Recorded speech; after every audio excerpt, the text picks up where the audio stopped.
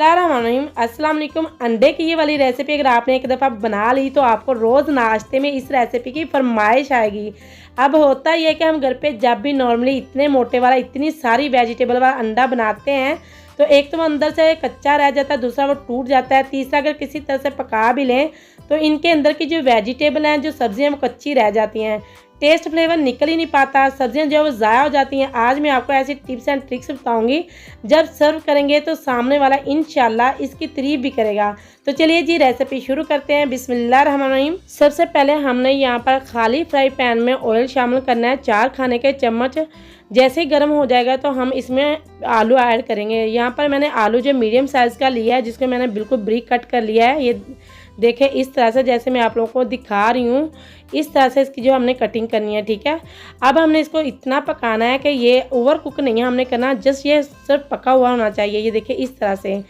तो ये देखिए आलू जो हमारा कुक हो चुका है। तो अब हम इसमें ऐड करेंगे एक प्याज, मीडियम साइज़ की यहाँ पर मैं प्याज शामिल करूँगी, स्लाइस में कटी हुई ऐड करेंगे। ठीक है, चलिए जी नेक्स्ट इसमें हम शामिल करेंगे शिमला मिर्च। शिमला मिर्च अगर आप लोगों के पास है आप लोग ज़रूर ऐड कीजिएगा, इससे जो फ्लेवर बिल्कुल पिज़्ज़े जैसा आएगा, बहुत ही अच्छा फ्लेवर आएगा।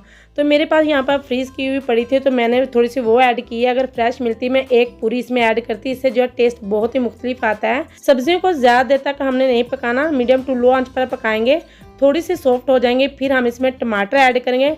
टमाटर यहाँ पर एक बड़े साइज़ का क्यूब्स में कटा हुआ हम शामिल करेंगे। टमाटर को भी हमने ओवर कुक नहीं करना, जस्ट नरम करना है। ठीक है, ये देखिए इस तरह से। जैसे थोड़ा सा सॉफ्ट हो जाएगा तो फिर हम इसको स्ट्रेनर में निकाल लेंगे, ताकि जितना भी इसमें जो ऑयल है वो निकल जाए। हमने जस्ट सब्जियां यहाँ से निकालनी है। ठीक है, ये देखिए इतनी सब्जियां जो है हमारी पकी हुई होनी चाहिए, बिल्कुल मैश हमने नहीं करनी।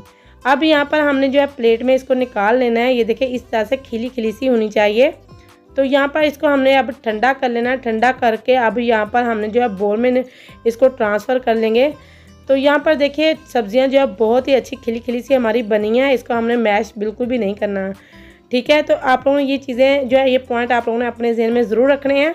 तो अब यहाँ पर हमने इसमें अंडे ऐड करने हैं। मैं यहाँ पर 2 ऐड कर रही हूँ, आप लोग अपनी फैमिली के हिसाब से ऐड कर सकते हैं। जितने फैमिली मेम्बर है उतने आप लोग इसमें अंडे ऐड कर लीजिएगा। ठीक है, चलिए जी अब हम इसमें स्पाइसेस ऐड कर लेते हैं। नमक यहाँ पर मैं ऐड करूँगी ½ टीस्पून, आप लोग अपने टेस्ट के हिसाब से भी शामिल कर सकते हैं। हल्दी यहाँ पर मैं 1 पिंच ऐड करूँगी।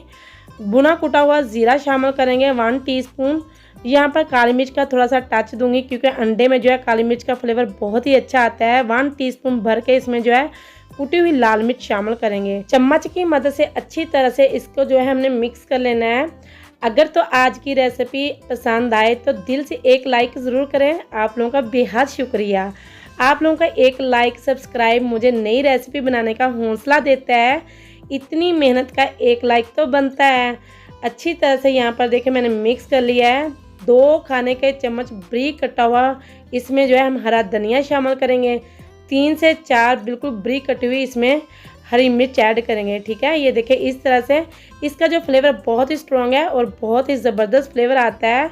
तो अच्छी तरह से इसको जो है हमने मिक्स कर लेना है। ये देखिए चलिए नेक्स्ट स्टेप की तरफ। ऑयल जो हमने निकाला उसी ऑयल को गर्म करके अंडे का मिक्सचर जो है इसमें हम शामिल कर देंगे। इसको ऊपर से शेप दे लेंगे, थोड़ा सा इसको बैलेंस कर लेंगे, थोड़ा सा ऊपर से एक जैसा हो जाए, इसको ऊपर ढक्कन दे देंगे ताकि थोड़ी सी स्टीम बन जाएंगे। इसको पलटना कब है, चम्मच की मदद से हम चेक कर लेंगे। ये देखिए थोड़ा सा नीचे से ये स्ट्रॉन्ग हो चुका है, थोड़ी सी इसकी जो है बेस बन चुकी है। तो अब प्लेट के अंदर हम इसको जो है फ्लिप कर देंगे। चम्मच की मदद से भी आप पलट सकते हैं, लेकिन ये तरीका बहुत ही अच्छा है। बैक साइड भी हम इसकी जो है कुक कर लेंगे मीडियम टू लो आंच पर। ठीक है, ये देखिए कितना मोटा आमलेट जो हमारा बनके तैयार हुआ है, बहुत ही ज़बरदस्त। अल्हम्दुलिल्लाह से आमलेट जो हमारा तैयार हो चुका है। ये देखिए मैं आप लोगों को यहाँ पर कटिंग करके भी दिखा देती हूँ। बहुत ही ज़बरदस्त, अंदर वेजिटेबल भी अच्छी तरह से कुक हुई हैं, तो बिल्कुल भी कच्ची नहीं है। इस तरह से अगर आप लोग आमलेट बनाएंगे तो इंशाल्लाह ताला घर वाले बहुत ही शौक से खाएंगे, बच्चे भी बहुत ही ज़्यादा पसंद करते हैं इस तरह से।